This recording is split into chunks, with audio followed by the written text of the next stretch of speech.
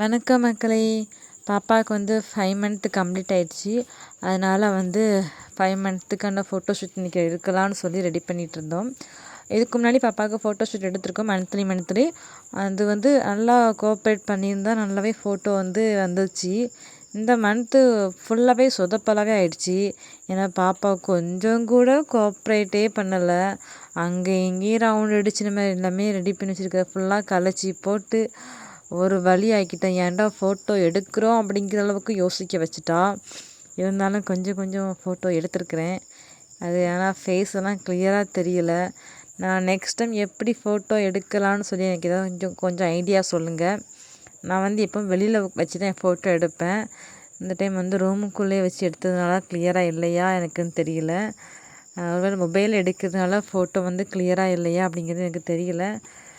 கொஞ்சம் அப்படி இப்படி இருக்க தான் செய்யும். இருந்தாலும் மெமரிக்கு இருக்கலாமேன்னு சொல்லி நானும் ரெடி பண்ணி வச்சுருக்கிறேன்.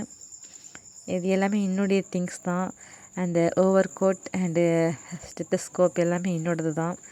அது மெமரிஸாக அப்படியே நான் இன்னும் வச்சுருக்கிறேன். அதை வச்சு பாப்பாவுக்கு ஃபோட்டோ ஷூட்டும் எடுத்தாச்சு.